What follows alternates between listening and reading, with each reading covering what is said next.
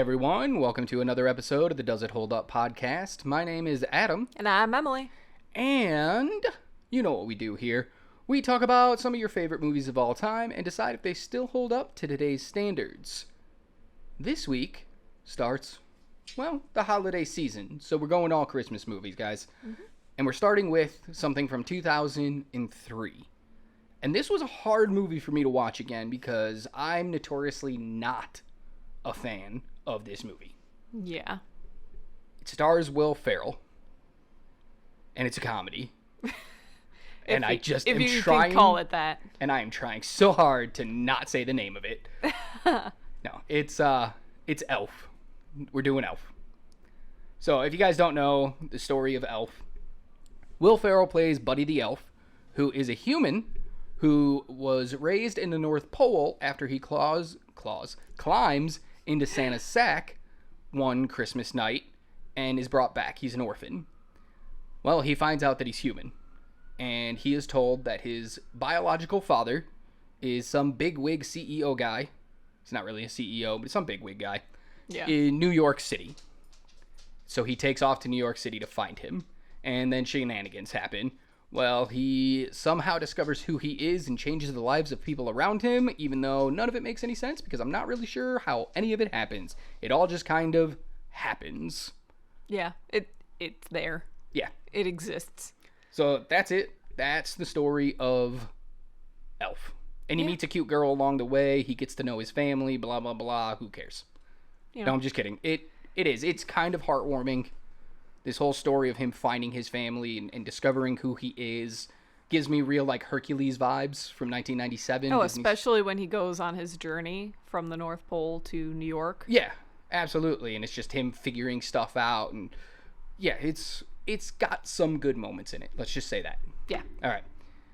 So, normally this is where we start talking about the actors and the characters. But we're going to switch things up a little bit, and we're going to do our critical reception to this movie first. Mm-hmm. So up first, we have Roger Ebert's review. Roger Ebert gave this movie 3 stars. Yeah. Shocking, but that's okay. I think you actually have the quote for us this week. I do. So go ahead and give it to me. So he said, "If I were to tell you Elf stars Will Ferrell as a human named Buddy, who thinks he is an elf, and Ed Asner as Santa Claus, would you feel an urgent desire to see this film?" No. Neither did I. I thought it would be clunky, stupid, and obvious, like the Santa Claus 2, or How the Grinch Stole Christmas. Shut your mouth. It would have grotesque special effects and lumber about in the wreckage of holiday cheer, foisting upon us a chaste romance involving the only girl in America who doesn't know that a man who thinks he is an elf is, by definition, a pervert. Mm-hmm. That's what I thought it would be. It took me about 10 seconds of seeing Will Ferrell in an elf costume to realize how very wrong I was. Ebert, you're disappointing me right now. I mean, no, you were completely right the first time. First of all, that was a very long quote. Yeah. But it was very well said, as his stuff always is. And he was right until the very last sentence you read. Yeah. Oh, yeah. It was very wrong. It's all very wrong in a comedic sort of way. Okay, so the Rotten Tomato critical score right now sits at an 85%, which I feel like is sort of low for the way I hear people talk about this movie, how it's like one of the best Christmas movies ever, and it's like in their playlist every single year. 85 seems kind of low. Yeah, well, but then maybe it gets people worse. can kind of see it. But then it gets worse. What? Audience score? Yeah. Only a 79. Yeah. Because people actually realize it's not a great movie. Is this one of those ones that you just put into your rotation for Christmas because reasons? Yeah, like you don't actually know the reasons. Like maybe you watch the movie one time and everybody talks so highly of it, you just kind of continually watch it, whether you like it or not. Yeah, I think this was one of those where it hit the zeitgeist at the right moment, and now people have nostalgia for it, even though they know it's a terrible film. Yeah, I don't know. So it's just weird to me. Like I thought these scores were going to be like 90s, 95s, 98s. I did not. Something. I didn't know what to expect, just the way people talk about it. Cinema score, though, for this is an A-. If you guys don't know what cinema score is, it's select theaters give out a questionnaire at the end of the movie's opening night. And they say, hey, rate this movie. Tell us what you wanted what you got and if you liked it. So this score is based entirely around expectations and if they were met. So like an A- makes sense to me. You expected a stupid ass comedy and you got a stupid ass comedy. Yeah. Like, that's it. Little bit of heart, and there you go. I was going to say, it's a Will Ferrell movie. Yeah, so it makes perfect sense to me. Very stereotypical. Yeah, makes perfect sense to me that that is the score that it got. Yeah. All right, this movie's budget. You want to take a guess? 92? Ooh, way too high. This is low budget. I don't know. This is low budget. This is about $32 million to make this movie. Pretty good for, pretty low, I guess, for now standards, but pretty mid-level for 2003. Yeah. $32 million. Domestically, it brought in $175,531,840. People loved this film. I did not see this movie in theaters. I couldn't even tell you if I did. I don't think I did. I saw it on TV for the first time ever many years ago, and then I never watched it again until this podcast. Mm-hmm. Internationally, it brought in another $812,848 for a grand total worldwide of $222,344,688. Pretty damn good for a $32 million budget. Oh, yeah. And that's 2003 numbers we're talking. Adjusted for inflation, this movie would have made like damn near $500 million worldwide. It's insane. Oh, yeah. Insane. Wow. People loved this movie. I never understood it, but, It is what it is. Yeah. Home movie sales. How well do you think this movie did on DVD and Blu-ray? Too well. Honestly. Absolutely. Way too well. Yeah. DVD sales, since its release, about 101 million. And Blu-ray sales, another 29 million. That's 130 million brought in from home sales. Almost as much as it made in theaters, it has sold in home video. Yeah. Everyone had to have it. They Dumb. wanted to put it in their holiday rotation. Dumb. Hate it. Yeah. All right. Moving on. Jon Favreau was the director of Elf. I love Jon Favreau. I love him as an actor. I think he's a wonderful director. I think this movie was directed really well. Yeah. It's got some really, great stuff to it. Some cool camera work. Some really, off-the-walls kind of shooting where it's you can definitely tell in moments, especially when Buddy's just running around New York. That was probably Will Ferrell and Jon Favreau with a camera, just running around doing whatever they wanted. Probably. But that's some of the stuff that plays the best in this movie. So, as a director, he understood the assignment. Then he went on to make Iron Man in 2008, which we already covered in another episode. If you haven't listened to it, definitely go check it out. It's a pretty good episode. And just, the man's got an eye for stuff. He also made The Mandalorian, the show on Disney+. Plus. Dude's a good director. And this was his, I think, directorial debut. And nobody knew if he could direct or not. And he came out with this movie and everybody went nuts for it. I think that's a pretty good sign that he's going to do some good stuff. Yeah. Well, at least he got better. I agree to disagree. I don't think directing was the problem with this movie. It's fair, but... All right. Let's get into the characters and their actors. Yeah. So first I want to start with Papa Elf, who is the elf that raised Buddy, played by Bob Newhart. Talk to me. I mean, he did fantastic as an elf. My problem is with the character himself of kind of being an a-hole. I mean, he literally let this guy think that he was a failure at everything because he just didn't feel like telling him he was a human. That's a parent thing, though. Protecting their child from the truth. That's a parent thing. But then completely ruining their life by making them think that they're a complete failure at everything. I mean... Everything. Did he, though? Or was he just a failure at everything? I mean, sure, but at least it makes a lot more sense as to why he's not doing great at all the things. Every person could make toys except for him.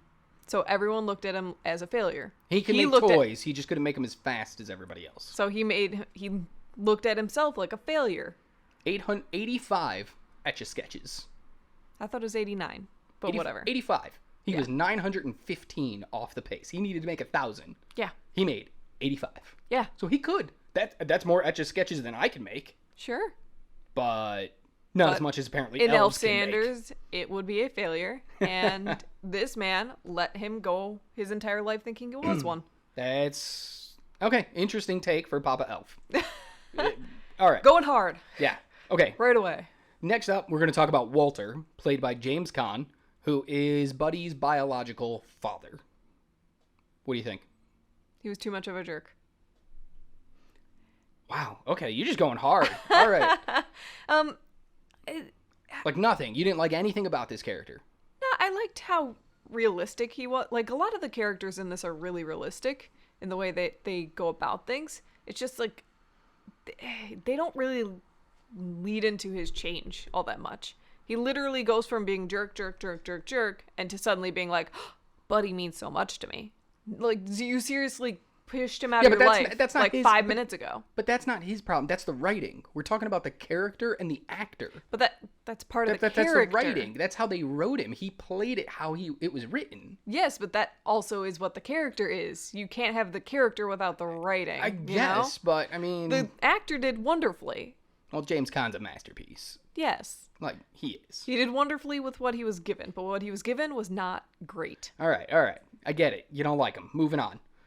Next, we're going to talk about Emily, who is Emily played by Mary Steenburgen, who is Walter's wife, and they have their own kid, who we're not going to talk about, but he was fine.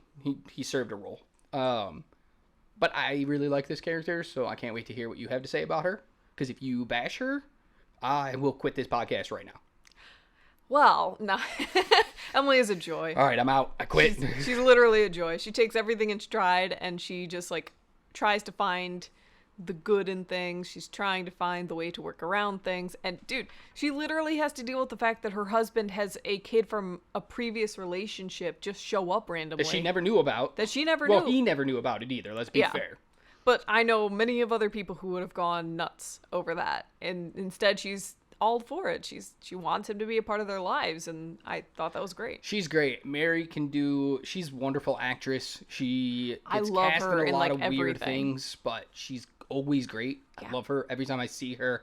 And his character was just delightful. Yeah. Like, she represented the holiday spirit more than anybody else in this entire film, and that includes Buddy. I don't care what anybody says. Emily is like the thing in this movie. This is what you come to this movie for. Yes. Is her. Okay. Next up is I'm gonna say it Jovi. That's how they say it. That's how they say it in the movie, and I don't understand it. I think it's supposed to be that's not her real name. That's her elf name. Yeah. Because like the store that they work at, Gimbel's, is based off of like Macy's, right? Big, huge department store kind of thing. The original Macy's, and when they used to do meet and greets with Santa, the people who dressed up as elves, they all had to pick an elf name. And that's how they had to refer to each other while at work, was with their elf name. So I'm assuming Jovi is her elf name, not her actual name. But I think that's what Papa Elf calls her at the end. So unless she just took her elf name always. Maybe. I don't know. Just, it's a weird name. That's all I'm saying. Very. She is played by Zooey Deschanel. Yeah. Talk to me. This character is so weird to me, simply because she is so realistic and unrealistic all at the same time. Explain. Okay, she's super realistic in the fact that she's, like, humbug about the holiday. She's just like, I don't care. It's not for me, but, I have to make money somehow. Fair.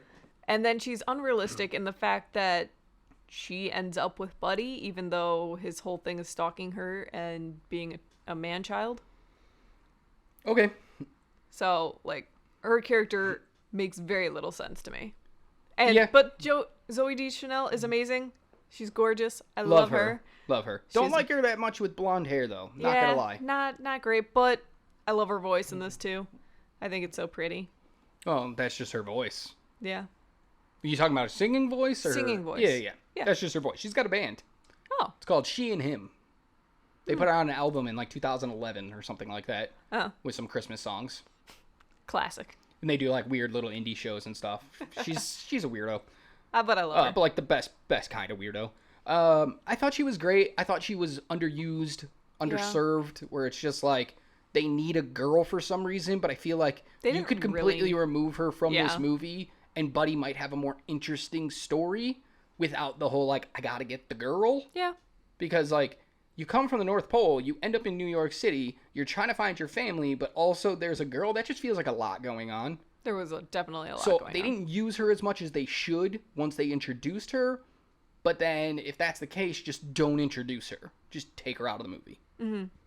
But I love Zooey Deschanel, so keep her in the movie because she's great. Yeah. All right. Finally, we're going to talk about Buddy, the elf / human, played by Will Ferrell. Go for it. I mean, it's a classic Will Ferrell role of just being overly ridiculous for no reason. That's about as good as I can say it. Honestly, this character is just either too dumb or is mentally challenged, which would actually make the humor in this movie so much worse if he was mentally challenged, because it seems just very inappropriate. Like, he shouldn't be this dumb. All right, well, save that. Yeah, okay. You're going too hard. He's fine. Will Ferrell is doing the Will Ferrell thing. That, like, this is his first, like, starring role where, like, he's the marquee name. And this is what he would become known for in all of his movies. This over-top, over-dramatic acting, like, in the comedic sense, though. Like, it's just craziness. And he goes all in. Like, this is the one part where I think Favreau failed as a director. He needed to reel him in a little bit so that he meshed more with the actual world that they were creating, because he felt completely out of place. And don't correct me. I understand that's the point of the movie, is that he's out of place, but this was too far out of place. And he never, even by the end, felt like he fit in. Yeah. So Will Ferrell did an excellent job with what he was supposed to do, but Buddy the Elf is not a great character, not somebody I want to follow on a journey with the way he was portrayed. Oh, yeah. So, all right. Let's get into it. What holds up for you in this movie? Some of the things that hold up is it's a super cute premise. I love the idea of a human being raised by elves going to finally be in the real world and realizing it's not at all like the North Pole. Yeah. Like, I think it's a really, really cute premise if done well. Yeah, I also have the premise written down under things that hold up for me. The idea of a human being raised as an elf is super interesting. I wish they would have kept it in the North Pole, not sent him back to the human world, because his life as a human in the North Pole, working as an elf, sounds like a banger. I would watch that. Yeah. That sounds so interesting. A human who's been out of touch with society going back to society. I've seen it in other movies. So, like, that's where it kind of lost me. But the idea that he's an elf and Santa actually exists works. Yeah. You know, he's definitely that fish out of water story. And that usually works. I have the set design at the North Pole is fantastic. The first, like, 15 minutes of this movie, that's my next point, actually. The first 15 minutes holds up. I love it. I love seeing Buddy up in the North Pole, all the elves doing their things, learning about the North Pole, how it works, seeing Santa, who we'll get into later. He's just, it's so interesting. But what I noticed the most while they were up there is the set design, because it looks like hand-drawn sets. Like the house that they're in, it has this weird shading to it and this weird gray tone that looks like a hand-drawn old comic strip or something that they're just living in. And that's so beautiful. And then when they go outside and it's a nice throwback to the what were they called? Raskin and Bass, or Bass and Rankin or something. It's the old, like, Rudolph the Red-Nosed Reindeer movies, stop motion from back in the day, 1930s, 20s. They have those characters, which are just delightful. And just everything about the North Pole, I just love it.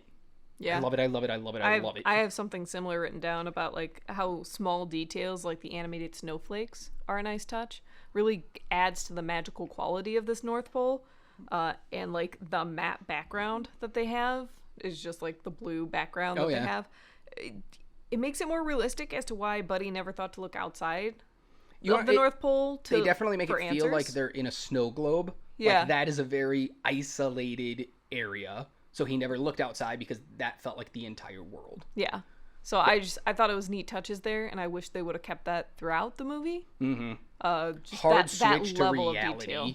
when he gets to New York. Hard switch. Which is kind of fine, but then it's still like a magical realistic, because they never go like super deep into like the typical New York feel. Yeah.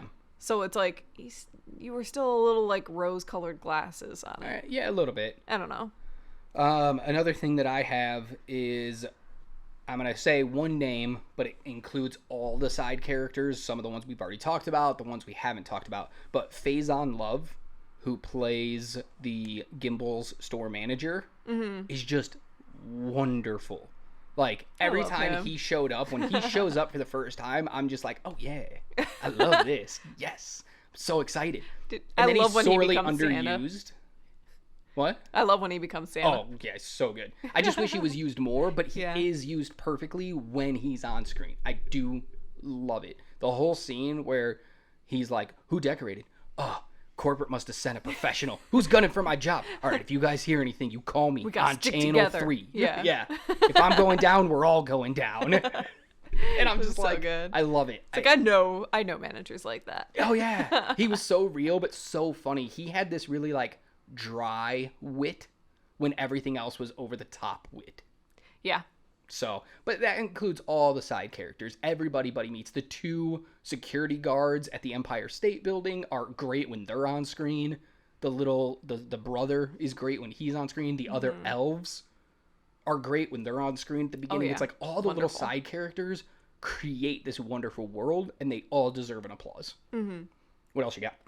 I have the music is more magical than the movie deserves. Like, it is a really nice score that goes into this movie. That's fair. It makes you think that something magical is just around every corner and makes you really hopeful. Yeah. And so it's like, You're there's not really wrong. good music. I just wish it was on a better movie that was more magical that I could like fall in love with. Yeah, you're not wrong. You are not wrong at all.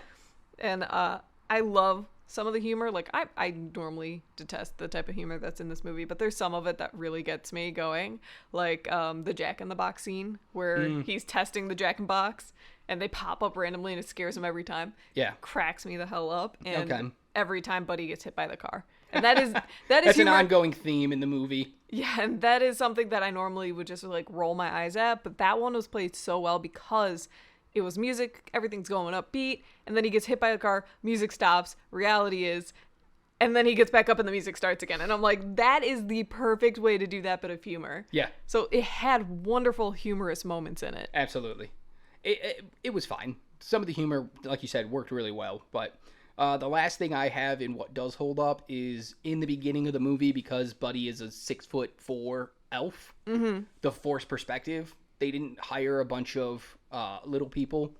They got, kids and stuff like that, but they also had like full-sized actors, so they had to use forced perspective, like things they used in Lord of the Rings for Gandalf being so much bigger, because Favreau didn't want to use CGI because he knew it wasn't going to look that great in 2003.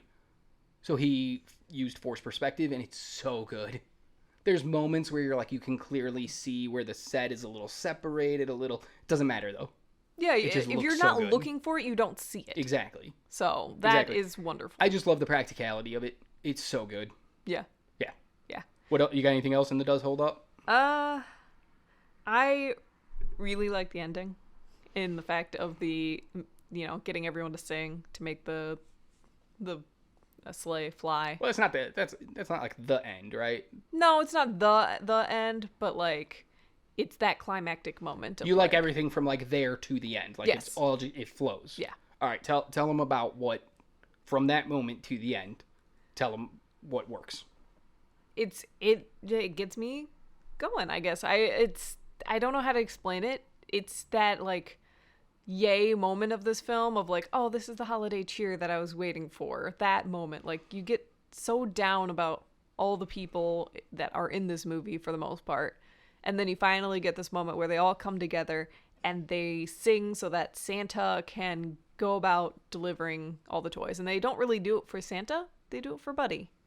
Well, our main people do it for Buddy. Yeah. But everyone else is doing it for Santa. Yeah. Well, how do you feel about the stuff that comes after that? Where they kind of are just a family after that. The narration and everything afterwards, what you find out about what happens later. It's fine. Like it's a good ending. I feel like the narration just didn't need to exist. just end it with them flying away, Christmas is saved. Well, We kind of understood where mind they it. might go. I don't mind it simply because we started the movie with that kind of cliche of like this is a almost is a narration. documentary, This is a story. Yeah. story-wise of retelling of this story by Papa Elf, and so that's just bringing back the beginning.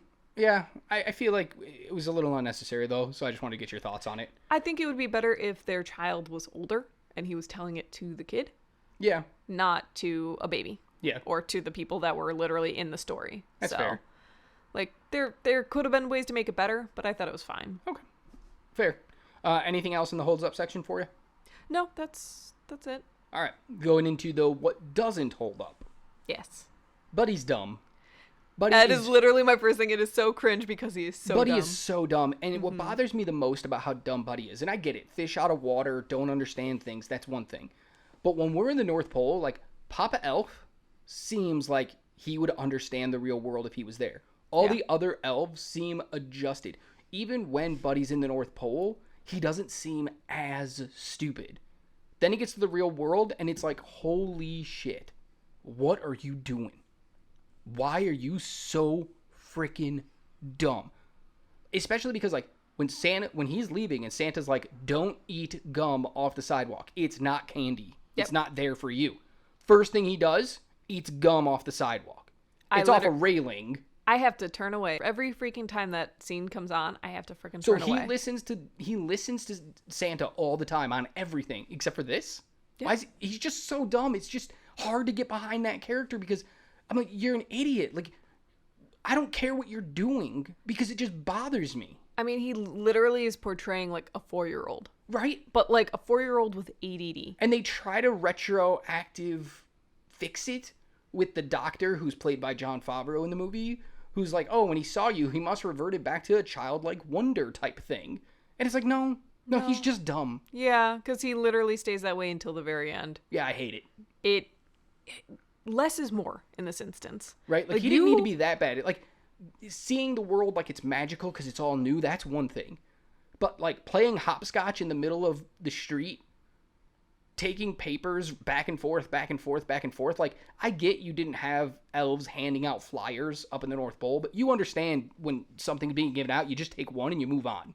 Yeah. I'm sure you didn't just take everything the elves ever offered and took all of them. Honestly, he would have been more endearing if he was less dumb and it was more like situational humor. Yes. Like, there's ways to make fish out of water humorous, but where the character is still smart. Yeah, I mean, like, we've literally had stuff like, I mean, even George of the Jungle. We talked about that this past Tuesday, and he was a fish out of water there. Yeah. And it was still rather humorous. He wasn't dumb. Like, I mean, he was dumb, but not like this dumb. The scene I always think about is when Buddy gets to the Empire State Building, he's riding up to see his dad for the first time, and he pushes all the buttons on the elevator to, like, make them look like a Christmas tree. That's situational, funny, dumb humor. Yeah. Like, he's never seen buttons like that before, so he's going to push the buttons. Yeah. And he's going to make it look like a little Christmas, light it up like a Christmas tree. That works. Yeah. Eating gum off a railing, playing hopscotch in the street, doesn't work. Yeah. And consistently doing these things, even after he's told, like, don't do this or whatever. Yeah. Like, he just keeps doing it. Yeah. And it's like... Yeah, not a fan. Why? So that was the first thing. The second thing I have is this movie's sort of creepy. Sorta. Buddy is a creepy person. Yeah. Not just with Jovi, who he sings along with in the shower without her even knowing he's there, but like the way he invades his family's life. Mm-hmm. His dad, like, he doesn't take no for an answer. He just, what elves are never told no? Like, what does he understand about do not do this? Yeah. And he just forces himself into everything. He does things without being told to do them or asked to do them. And it's just like, man, you need to be locked up somewhere. Because it's just not good. Yeah. Okay. What do you got? Give me some more stuff before I just keep going. It has really been, like, a lot of infantile humor. Like, the one that gets me every time is the burp that lasts, like, literally 30 seconds. 15-second burp. Yeah. And it just keeps going. And it's like, just stop. Just stop. I do love the follow-up, though, with the brother just being like, you're weird. Yeah. I mean, Like, nobody plays it like it's funny. They play it like, what the hell was that? So at least they do that right. yeah, which is probably just their actual reaction to this joke. Like, Will Ferrell's like, I got this thing and it'll be funny. And he does it, and everyone's like, that's not funny. But we'll put it in. Yeah, You know? if you want us to. All right. Yeah. I don't care for the movie trope that they use of the mean adult needs to find, like, their inner child again or whatever that they do Yeah, like for the Ebert dad. said, that part of the movie feels very Santa Claus with Tim Allen, where it's like, mean adult needs to find the meaning of Christmas and the joy in their heart. Yeah. Nah, It's just like, I've seen it done better. yo, a lot, yeah. So, What else you got? I have Will Ferrell's overacting. Yeah. Yeah. It's just so much. It's so bad. It's he's at 110 the entire movie. There's never a moment he backs it down, and I can't connect to a character like that. There's never like a sobering moment for him to realize the reality he's actually in. Yeah, he never. So the fact that he gets learns. everything he wants at the end just doesn't add up for me. He has literally 2 minutes of screen time in which he's sobered up, in which he's like, I don't belong anywhere. But Yeah. then I see Santa. That little callback to It's a Wonderful Life, which we're doing in 2 weeks? Next week? I don't Next remember week. the schedule. That's just what that's a callback to. Yeah. And I think it doesn't fit in this movie because why would Buddy even know anything along those lines? Yeah. Like, I'm sorry, do elves have existential crises, and find bridges in North Pole to stand and look out contemplatively? Apparently. Because he knew that. He only knows stuff that elves know, apparently. But he knew that. Yeah. Yeah, it's super weird. Yeah. So yeah, Will Ferrell's overacting in the whole movie just doesn't work for me. I also just don't understand Buddy's undying love for a father that he's never met. Mm-hmm. He's like all in on this guy from moment one. Yeah, he's not immediately rejected by this guy and goes, well, he's probably a jerk. I mean, he is on the naughty list. Let's go home. It's too much. Yeah, he is on the naughty list, and Buddy's just like, you know what it feels like? It feels like a girl meeting a bad boy and being like, I can change him. Buddy's like, my father's on the bad list. I can change him. Mm-hmm. I just don't get it. It takes me out of the movie how immediate it is. Like, I gotta buy him presents. And that present he gives to him is, I get the joke. You saw a sign that says for someone special, but you don't know that boys and girls wear different kind of clothing. I get in the North Pole, you guys all have like little uniforms and stuff, but we saw him in like sleeping PJs and stuff like that when he was in the North Pole. You have to understand the difference. Why doesn't he understand? Again, it goes back to him being dumb. And it's not like this guy isn't 30 years old. Because he literally says he's 30 years old. Yeah. Yeah, I don't get it. Maybe this movie plays better if Buddy's like 16 or 18. Plays a little better, but yeah. Okay, what else you got before I finish off my list? They have very insensitive short person jokes. I mean, it's Buddy, not realizing that that's not an elf. Yeah. But then no one in the room, like, stops him or, like, corrects him. So that it becomes a whole big freaking thing, and it's just so insensitive and so inappropriate and does not fly today. When we get to our fun times with Google, I actually have something to say about that exact scene as well. Cool. But I also had the short jokes don't hold up. I think it's a very insensitive moment And it that's just keeps not going. funny at all. Yeah. So it's again one of those things where you just kept beating a dead horse. yep, when there was no need to. Yeah. Okay, what else you got? It's a bad representation of literally stalking a girl until she likes you. Because she tells him, go away. Like once though, and then she's all like, "I love you." Yeah. Even though you were in the bathroom while I was taking a shower, which, once again, why? Even though, according to Ebert, grown man who thinks he's an elf is the definition of a pervert, and she's apparently that's what gets her. Apparently. So it was just very unrealistic and just does not hold up. Well, they also just didn't have enough interaction together for me to care that they got together. Like I said, she was severely underused. And once again, if it was like, he does a few things that are really endearing, like, if he wasn't so severely infantile in, like, everything that he does, it would be a little more endearing. Like, oh, he's got the child in him still. He still can see the joy and wonder and all these things that I can't. Maybe that's what's getting her. But the Right, fact like that those moments where he does something really cute and she looks at him from a distance and smiles, like you get in most movies. Something yeah, that just never happens. no, Yeah. The last thing I have goes along with her. It's the manic pixie dream girl. Like that's All the way. Buddy. That's Buddy's version of the manic pixie dream girl. yeah, And like stuff like that just doesn't hold up anymore. Like Zoe Deschanel is the ideal pixie dream girl, but in this one, it doesn't make sense. yeah, Buddy wouldn't have any idea why she's sarcastic. Like that's not the type of girl that he would go for with the character that you set up. He would look for somebody that has the joy in life, that has the care and the want and the. She's like, ugh, couldn't be bothered yeah. with some stuff. He doesn't wouldn't go work. for that. So they just needed to throw that in because that was the ideal. That was the girl people wanted in 2003. Yeah. So yeah, doesn't hold up for me. I'm good to move on to the Knit Orchard. I don't have anything for the Knit Orchard, so it's Mine all are you. mine are mostly questions. All right, hit me. Probably unanswerable. Let's find out. First one is, why does Santa have toys left after the first opening Christmas?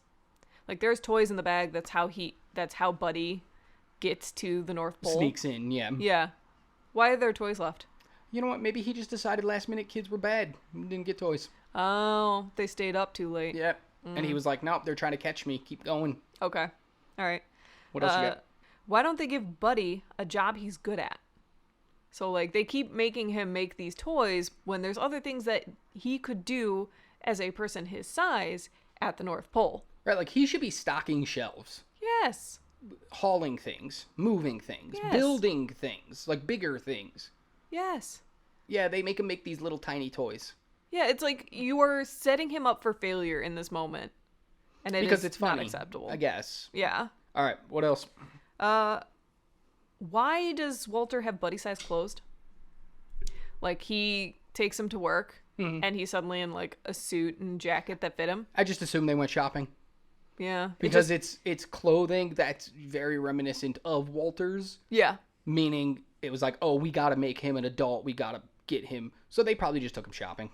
It just didn't make much sense because it's nighttime when they're talking about it, and then it's the next morning that he's going into work. And I think it would have been a cute moment that they could have added in of them shopping to see the dad and son bonding in some way. Because we never got that. Like, Dad, I want to dress like you, Yeah. because if you notice, their ties are exactly the same pattern, just different colors. They're wearing the same tie, they're just different colors. Yeah. So clearly he modeled his wardrobe after his father, and it would have been a cute moment to see that, but we Yeah. just didn't get that. Yeah. So, So instead, I'm left thinking, how does he have Buddy-sized clothes? Buddy is definitely taller than him. oh yeah, absolutely. Like, by a lot. And not as built. Yeah. And the last thing is not a question. It's Buddy would definitely be sent to a psych hospital.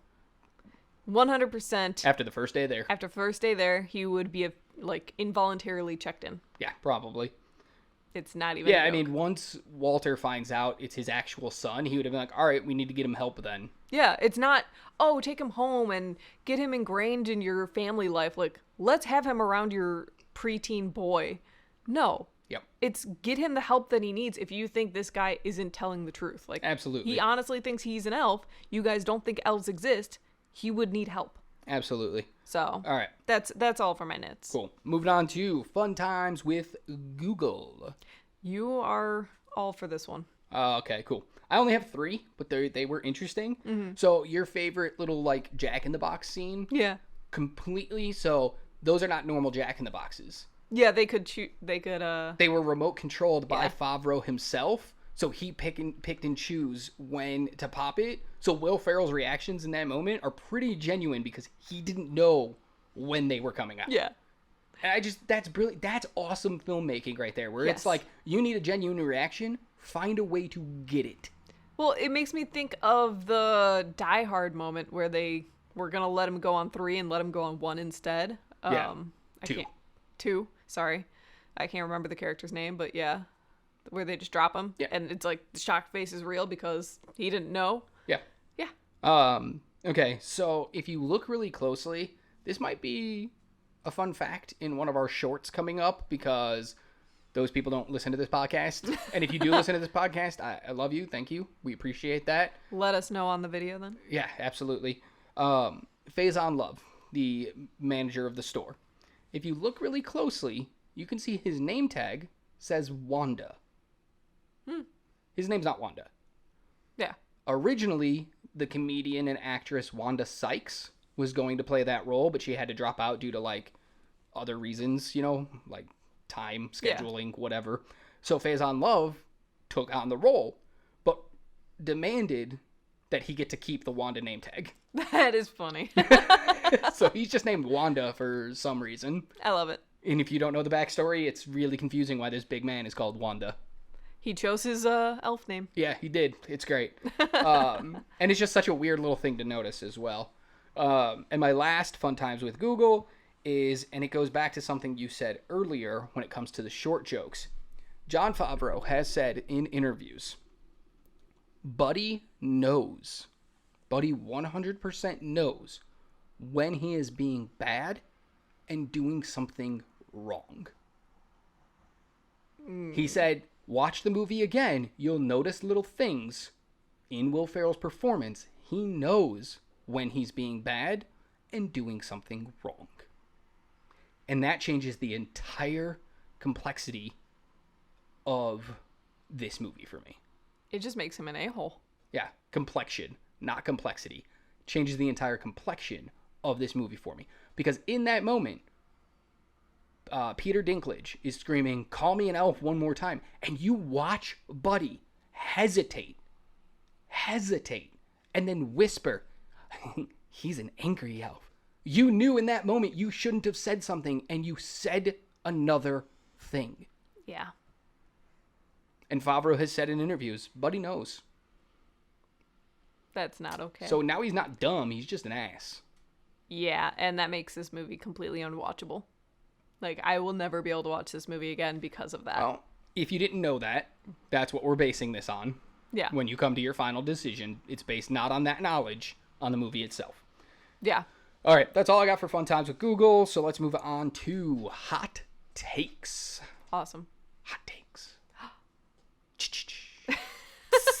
Ooh, it burns. All right. Oh, Lord. You want your hot take first? You want mine first? I'll go first. All right, go for it. The real villains in this movie is everyone at the North Pole. Ooh. Gimme. Okay. Besides the fact that Santa is borderline abusive in this movie, no one in the North Pole at all, because they all seem to understand what the real world is like, explain it to Buddy. They just send him off. They just send him off. They literally put him in jobs he will not be good at, because they literally say they are good at making these toys because they have small fingers and are nimble and are effortlessly happy, I guess. He's a human. He is not like you. And yet you still try to make him conform into your roles, and then don't do anything when he feels like a failure. Like you say, like, oh, you're not a failure. But then talk about him behind his back. Then they're like, oh yeah, go off into the real world. Here's like 3 things that I'm going to tell you about the real world, but not like the 9 million other things that make it different from the North Pole. So that when you get there, you're not wrong. You're more likely going to be a failure there too. You're not wrong. Like, I can't even argue that. Yeah. Yeah, they're kind of jerks. And then when it comes to the end... Which is why it doesn't make sense that Buddy doesn't understand things. Because the North Pole is not exactly sunshine and rainbows all the time. Mm-hmm. Okay. It's like a normal workplace. And when it comes to the end... And Santa's like, oh man, I'm in a bind, I need help. He literally like looks at Buddy and is like, you are the most elf-like of them all, like trying to butter him up. Yeah, he's manipulating Buddy into helping him in this moment. Like, yeah, Buddy was gonna help you no matter what. He loves you. But you had to throw on that little extra bit that was like, I believed in you the entire time. Ha ha ha ha ha. Right? Like, it boils my blood watching it this time to see how terrible everyone in the North Pole is to him. Yeah, I mean, you're not wrong. You're definitely not wrong. Yeah. All right, I have 2 hot takes. Ooh. Because I couldn't pick which one's the hotter of the takes. Ooh, let me see if I can. Okay, first, the movie is better without Will Ferrell. It's not just that I'm not a fan of Will Ferrell. The movie is better with somebody who can do a subtler performance of Buddy, and I don't think Will Ferrell has the capacity in 2003 Yes. to do so. Yes, I agree. I agree wholeheartedly, and I think if he were to do it now, he might be able to do it. Right, so we just ended up watching that Spirited movie on Apple Plus. Will Ferrell and Ryan Reynolds, modern day type Charles Dickens Christmas story type thing. But like that character Ferrell plays in that as Buddy would work. Yeah. Yeah. But in 2003, Will Ferrell was not the actor to put in this movie. And this movie would be so much better without him. I agree. So I guess it's not that hot of a take. I mean, it's not one that I would have come up with right away, but yeah. Yeah, okay. My other hot take is Buddy the Elf. This must all be in his head because Buddy the Elf didn't survive past the age of 10. He is dead. Okay. What are the 4 food groups that elves eat? Candy, candy cane, candy corn, and syrup. Syrup. They live on sugar. I get he lives in the North Pole and he pretends he is an elf. But let's not forget he is human. Yeah, he can't survive on that. No. And plus, he would be really overweight. Really overweight. He's getting no protein. He's getting barely any sun. Also, He's dead. apparently he only sleeps 40 minutes a night. Yeah. He's dead. Yeah, no. This is all a fever dream of a dead guy. Yeah. Of a guy dying. You know what? I like it. That's my hot take. This movie doesn't actually exist. And then I can forgive Buddy being such an idiot. Yeah, because he was 10 years old. He's 10 years old, acting like he's 30. Yeah. Okay. I like it better. Yeah. Movie saved. That's, you know what's fun? You know what's fun about that hot take? I just came up with it while we were doing this podcast. Little things we were saying. I was just like, you know, it doesn't really make sense. It really doesn't. A lot of this movie, but how can I make it make sense? And then I was like, he'd be dead. Like the way he cooks breakfast for his family, the way he acts, like he's dead. Yeah. This kid, he died with the elves. And that's why he magically gets to save Christmas. Yeah. And Santa all of a sudden is seen by thousands of people. Because it never happened. Though not the cameras. Yeah, not the cameras though. Yeah. But whatever. Yep. This movie couldn't be made now. Everybody'd have a camera out. I actually had that written down. So Didn't yeah, think it was worth saying. that's my other hot take. Yeah. This movie is the dying moments of a 10-year-old child. Yeah. If he even made it to Even 10. if he made it 10, he might be 6. I don't know. Yeah. He was only 4 years old, and that's why he acts like a 4-year-old. Yep. Yeah. Okay, I can see it. I like it. Yeah. Well, I like it. cool. Hot takes. Hot takes. Man, we are flying through this podcast. Yeah. All right, let's slow it down for a minute before we get into awards. Yeah. Now that you've heard my hot take, does anything change about what you've already said about this movie? If that were the case, if that theory was true, does it change anything about how you viewed this movie? It would make my view a lot nicer, since it would get rid of a lot of that, like, my problem with the humor. Because, yeah, you would expect a small child to be doing all these The girl ridiculous thing would things. be weird, though. Because he wouldn't Yeah. really know girls yet. Yeah. I mean, he knew girls, like, there was but girls you know what like I mean, his age, like yeah. that thing. But okay, keep going. What else changed? Like, do you add anything to the holds up category or the doesn't hold up category if my theory was true? I think the only thing that would really change is, like, yeah, the romance would make even less sense. But, I mean, he's also kind of kiddish about how he goes about that romance, so it depends on the age in which he died. Yeah. For things to move. Okay. Because as a moviegoer, I would still hate the humor, but it would be more understandable. So it probably wouldn't be in my doesn't hold up, but it wouldn't have made my does hold up. It would just be a thing that happened in the movie. Exactly. Okay. Interesting. What about you? Yeah, it changes a lot for me, actually. Okay. Like, you know, not basing this movie on, not basing my decision on anything, but it takes the movie from like it's a movie to that's a really interesting take on what happens to somebody as, like, I assume somebody dying from like a diabetic shock. You know, something along those lines. One of my favorite movies, and it's not a good movie, but it's one of my favorite movies, is a small, low-budget film, I also believe from 2003, called 13 Seconds. It's about a heavy metal rock band who goes to like a haunted school type thing to record their newest album. But then there's like these weird monster creatures coming out of paintings and stuff like that and killing them one by one. And there's this wonderful twist. Sorry to ruin a movie that maybe you've never seen or never even heard of. And I even ruining this ending doesn't matter. Go watch this movie because it's interesting. The end of it is the lead singer. Everything that's happened, the reason the movie's called 13 Seconds is because everything you've watched in the movie is in this man's mind in the 13 seconds he's dying from a drug overdose. Oof. Like, that's what hits you at the end. Is like, everything you saw, none of it ever happened. It's the fever dream of a dying man in his last 13 seconds. Mm-hmm. If I apply that principle to this movie, everything, game changer. Game changer. All of a sudden, it's like, no wonder he gets the girl, gets to save Santa. His family accepts him even through all his crazy stuff. He doesn't die from getting hit by a car in New York or getting stabbed or getting robbed or getting beat up, anything. Nothing bad ever happens to him. New York isn't as New York-y as other movies. It makes a lot more sense, every little aspect, including the relationship, although it shouldn't happen based on depending on what age. But it makes more sense because it's just kind of like, you saw it in a movie. Mm-hmm. Well, the boy gets the girl. So in this movie, in his head, boy gets the girl. He doesn't know how he did it. He just did it. Yeah. It changes literally everything. Like yeah. And now I'm like, do I have to go watch this movie with that thought in mind and just see exactly what changes?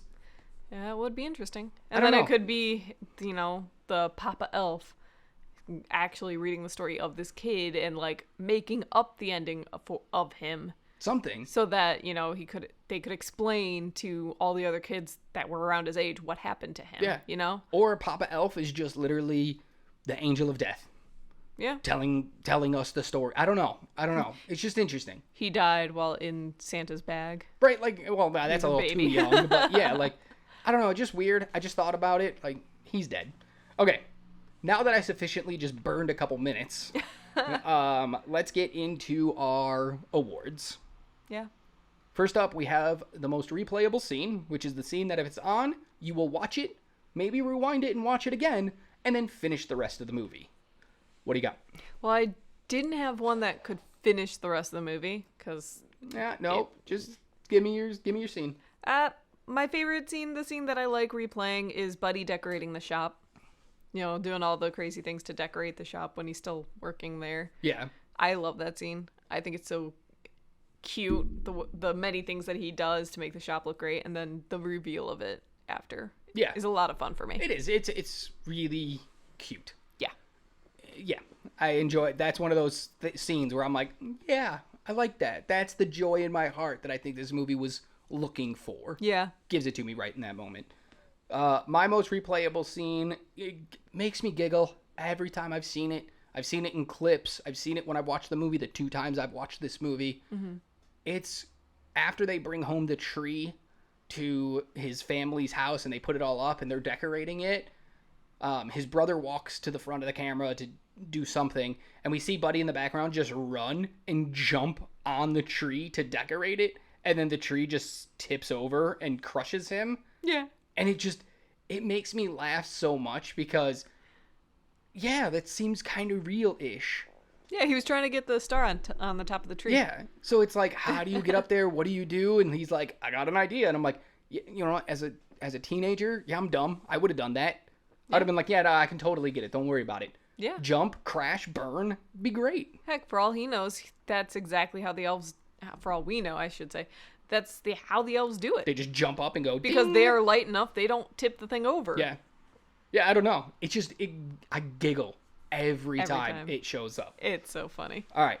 Next award goes to our what? In honor of Jaws, it's the weirdest line read or just the weirdest line written. Yeah. What do you got? I have to go for, I think, the obvious one of Santa! When he's told that Santa is coming to the store, and he just literally screams it at the top of his lungs. Yeah. It's so cringe every time I watch it, and I'm like, yep. And it's played every commercial for, like, holiday movies. every year. Facts. It's on every single one of those Facts. commercials. Every time they're like, we're going to play Elf this Saturday, that's the part of the movie they show. Yeah. Even are just like, hey, welcome for our 12 days of Christmas movies, you know? It's in every Christmas montage movie. single one. Everything. Yeah. That's a fantastic pick. What's I don't yours? know if I can top that, but I'm going to give it a shot. Yeah. Mine is not so much the line read, it's the line itself. Okay. It's when Buddy's leaving and Santa gives him the whole speech about what to expect in New York. That entire speech. Yeah. There's like 30 Rays, and they all claim to be the original Rays, but the actual original Rays is on 35th. If you see gum on the sidewalk, it's not candy for you, don't pick it. Like, and if you see a peep show, that's not you get a look at presents the night before Christmas. What the Out of all the things you could have told him, I mean, those are probably good ones to keep in mind, except for the pizza one. But we also never see him do any of those things except for the gum. If there would have been callbacks like Buddy goes to New York and somebody says, hey man, you want to see a peep show? And he goes, no, Santa told me I couldn't do that. Yeah. Fine. But what the hell was that speech for? Who was that for? That was to show that he is the true villain of this movie. That should have been your hot take. Santa's the villain. I mean, the whole North Pole is the villain. No, just Santa. He's the boss of them, so he made them do it. He's the mob boss. They're all just the henchmen. Yeah. He took Buddy on purpose.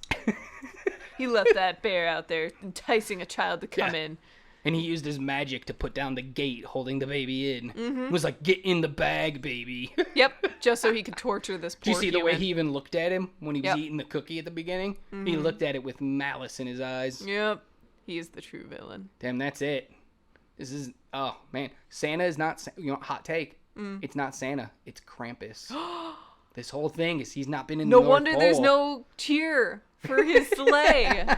It's Krampus all this time. We're Perfect. rewriting the movie. Perfect. Yeah, we're rewriting it from day one.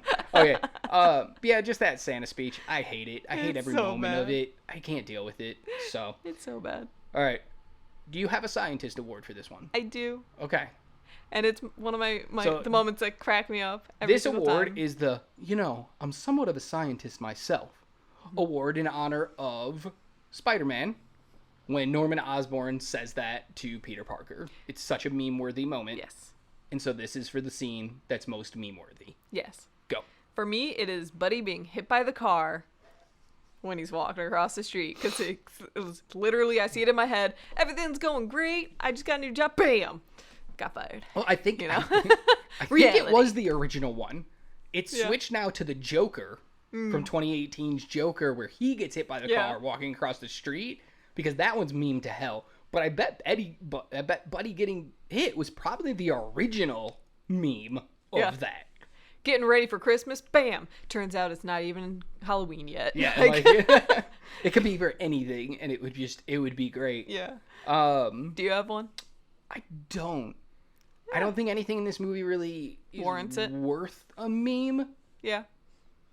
except like I could see your, hugging the tree one being a meme, being like, I will show you my love. My love was not good enough. You know? something. Yeah, I don't know. I couldn't. I sat and I thought and I thought and I thought and I like played the whole movie over in my head and I was like, no.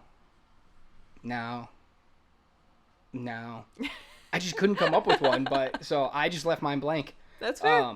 So we do have a new award for Yep. this movie alone, and it is the most magical moment in this Christmas movie. This might be for all our holiday It movies. could be. We're playing around with it. Yeah. But the most magical moment. Yeah. Mine is Jovi getting everyone to sing at the end. It gives me the warm feelies.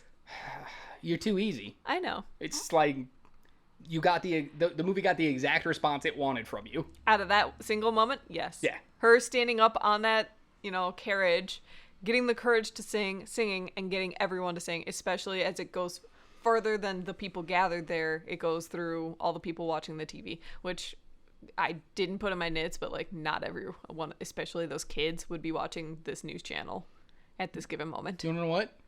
Maybe it was breaking news and just took over all the channels. I mean, it could be something fell into the middle of Central Park. Exactly. And they think it's Santa. Exactly.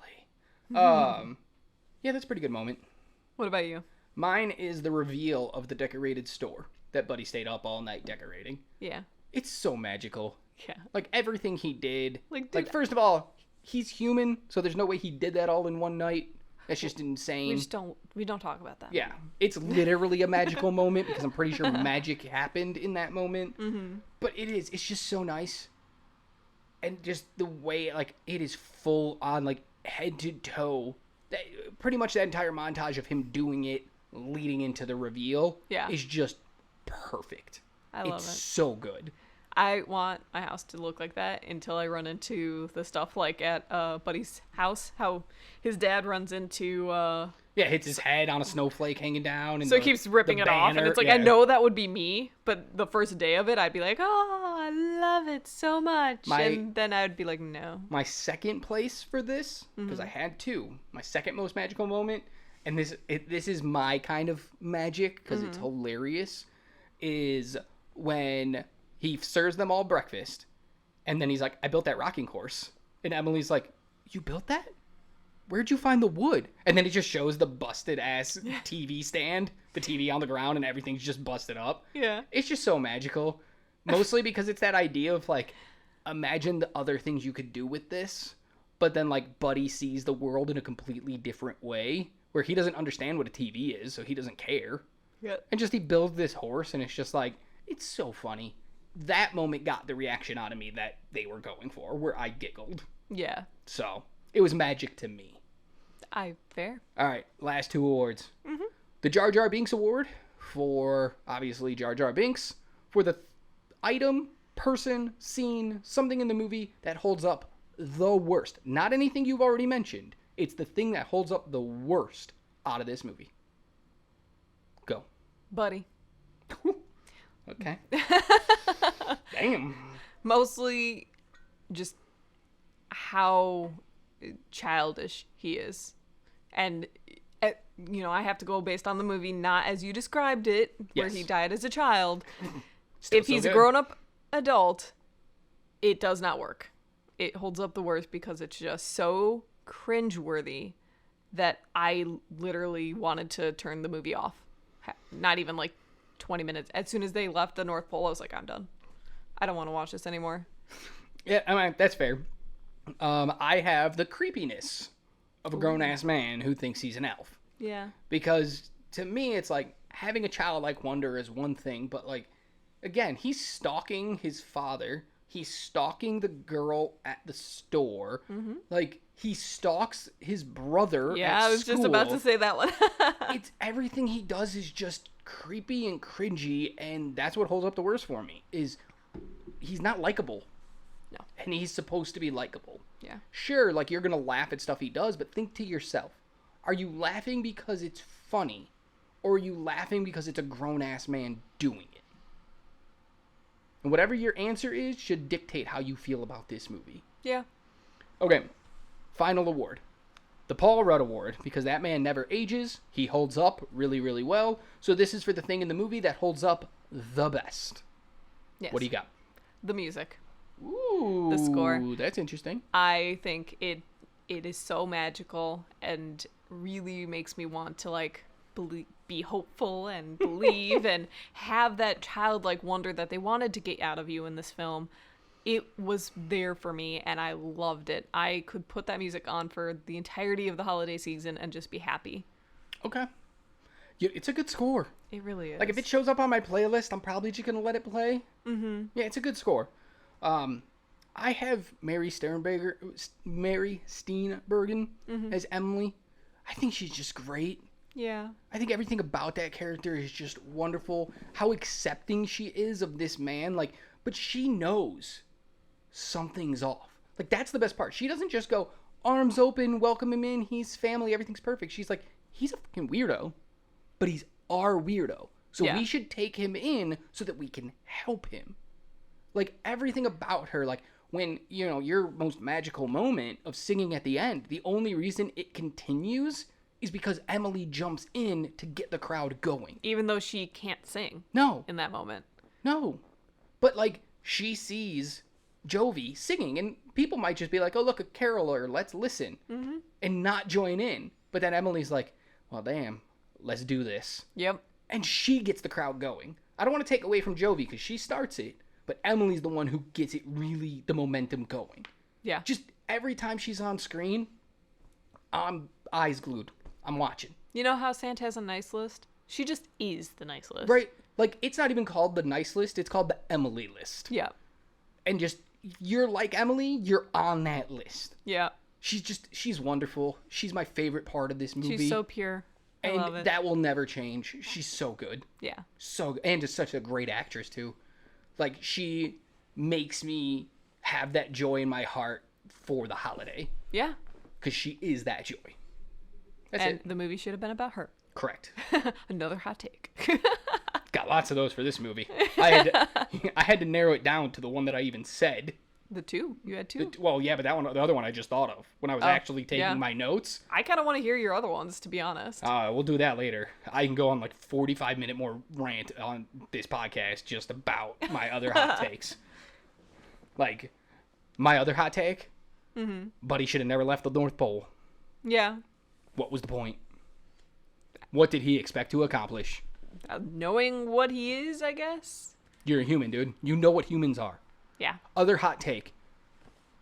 Buddy's stupid from the start because how does he not know what a human is? They make toys for humans. How did he not put 2 and 2 together that he's 6'4" as an elf? Somebody says it in the movie, and I don't even remember who says it in the movie. That if he hasn't figured it out by now, he'll never figure it out. It's the other 2 little elves. Yeah. Yeah, if he hasn't figured it out by now, he's never going to figure it out. Yeah. Idiot. Yeah. Dude, come on. You know what humans are? You literally make toys. The fact that every elf around you, the Monopoly box is as big as them, but in your hand it's a normal-sized Monopoly box, should tell you something. Why are you not questioning things? No idea. Yeah. That's why I was like, okay, it kind of makes sense with how the world looks, that he wouldn't look outside the world. You know, like you said, it kind of seems like it's its own snow globe. Yeah. So, like, that kind of... Maybe, but, like, he's heard about humans. Yeah. Other hot take? Why was Papa Elf the one that was supposed to raise him? Why not give it to an elf couple? So he would get the boy, the man, and the woman? He always wanted a kid, but then never settled down. I don't care. That's a dumb reason. Yeah. That's a dumb reason. Yeah. Like, oh, he's always wanted a kid, so give him this random human? Yeah, why when not? He's like 90? Apparently well over 400 years old. Yeah, 409 is what is said in the movie. Yeah. It's stupid. Yeah. Hate it. Give him to an actual couple who's going to raise him. I don't even care if it's a boy-boy couple, a girl-girl. I don't care. Give him 2 parents. Also, you couldn't spare another bed. Another hot take. Yeah. Buddy has to sleep in 2 elf beds pushed together. Put a 3rd bed. You The dude is literally huge. make things for a living, and you Make a couldn't big- make a shower his size. You couldn't make Santa's a bed got his stuff. size. Santa's got stuff full person sized. Yeah. Why can't Buddy have one of those? What, Yeah. Is Santa a dictator? Say, He's the only one that gets that He is the stuff? villain of this movie. Yeah. He literally brought Buddy there to be tortured. We should have had you know what? We should have had an unanswerable questions category for this movie because I've got a lot of them. A lot. Yeah. Okay, one more question actually Okay. before we go into our final thoughts. We're not going to do a sequel or reboot of this movie. Mostly because Will Ferrell's already said he never wants to revisit this character. And I don't think you make a sequel without him. And I don't think you reboot it without him. Right? Doesn't No. make sense. I don't think they would touch it with a 10-foot pole. No. So, for fun's sake, do you think Elf, the TV show, would work? Do you think like a miniseries on like HBO or Disney or something would work Elf as a miniseries? Or maybe even just a TV show. Maybe a couple seasons out of it. What do you think? I would More of his say shenanigans? not a TV show, but a miniseries would probably work. What do you want? What do you want out of that miniseries? I want him acclimating to the human world if he's staying there mostly, because Okay. that's what it seems like. Him acclimating to that world and actually having people help him along the way instead of just going like, well, that's what he does. That's him. So you want a sequel, but you want it more as a miniseries than a movie. Yeah. Okay. I don't. I want a prequel. Okay. I want the miniseries or TV show. You know how, like, Big Bang Theory was a really big TV show, and then they spun it off into Young Sheldon to see how we got to where Sheldon was? Yeah. That's what I want. I want Young Buddy, Okay. the TV show. And I want that baby that crawled out of that bag, I want to watch him grow up as an elf. For 4 seasons or whatever. Don't care. Yeah. That's what I want. Yeah. I think it'd be interesting. See how he actually gets through the elf world. Yeah. How he learns to be an elf. I think it'd be fun. That might be fun. So, all right. Anyway, let's go into our final thoughts. Okay. Go for it. I have never liked this movie. I have always had an issue with just how childish and how the humor just doesn't land for me. I've never liked this film. And it's kind of obvious going through everything that I went through watching this movie again. I don't think it holds up. I think there's a lot of things that are just inherently wrong with this movie, especially when you come down to like those short jokes that just would not fly today. It would get like boycotted if it had that level of joking in that movie. And just it's creepy. It's not a fun time. It has bad humor in it that isn't good with what they're trying to do. So I think maybe if you remade this movie, it'd be much better. But as the movie stands right now, it does not hold up. What about you? Okay. Listen, I've seen this movie twice in my life. Because the first time I watched this movie, I was like, this is absolute dumpster fire garbage. I want nothing to do with this movie. And every time a friend was like, dude, just give it another shot. Just give it another shot. Dude, it's so funny. We're going to watch it. We ain't going to watch it. Come over, dude. We're gonna have a party and we're going to put on Elf. You know, I'm going to stay home. I'm good. I don't even want to come to your stupid party. I don't want to watch this movie. But we decided to cover it on the podcast, so I was forced to watch it again. Yeah. And my thoughts are exactly the same as they were the first time I watched this movie. This is a dumpster fire of a movie that doesn't know what it wants to be. Yeah. It is all over the place. It is hard to follow. It's too quick paced. Things happen too fast. This is an hour and a half. It's like an hour and 38 minutes. This movie is, very rarely do I ever say a movie should be longer. But this movie needed to be longer to make more sense of things. And as much as I love the first like 20 minutes at the North Pole, cut it down. Yeah. We didn't spend enough time in the real world to really give a crap about anything that was happening. And yet, I actually have it written in my notes that this is the longest hour and a half movie ever. Yeah. Because it's horribly paced. Because they tried to get as much into it as they possibly could. And that's the writer. This is their story. They did not write a good story. Yeah. I think everybody did the best they could with this movie. With what they were given. And what they were allowed to do.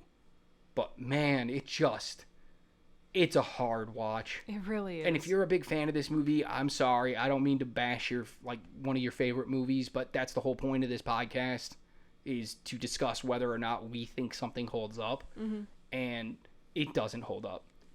No, and I don't know what your percentage is here of how much it holds up, but mine is vast. The gap between it is vast. It is like an 85-90% does not hold up to like a 10 to 15% does hold up. It is that off. Yeah, probably around 80-20. Yeah, it's just, there's nothing good about it. I would actually love to see this movie remade. It will never get remade. Yeah.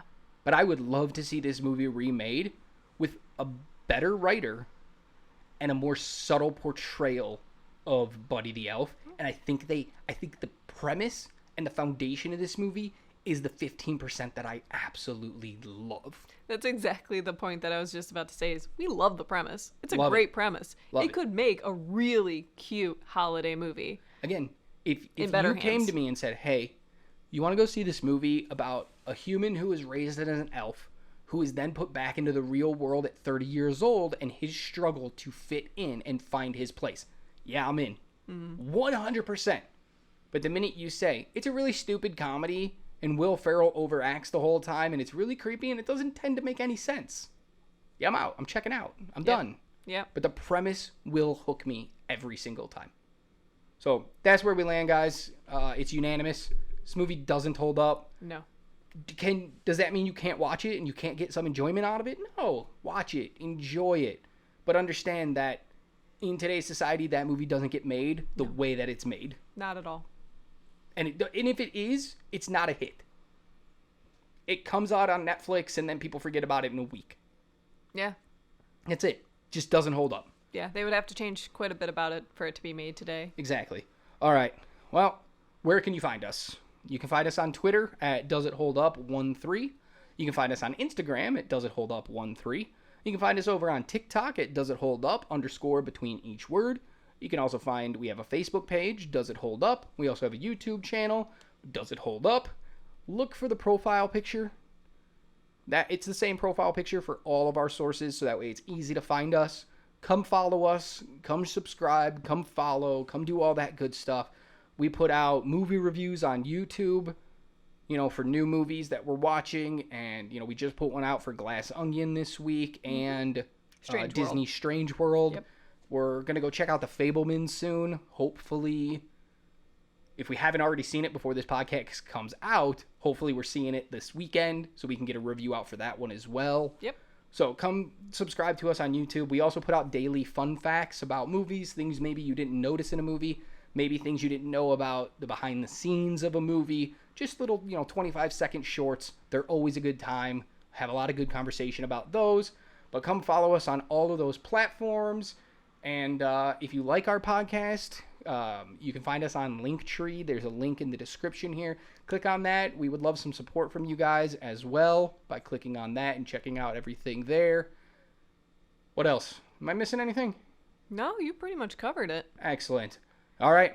Until next time, guys, keep watching movies. Bye.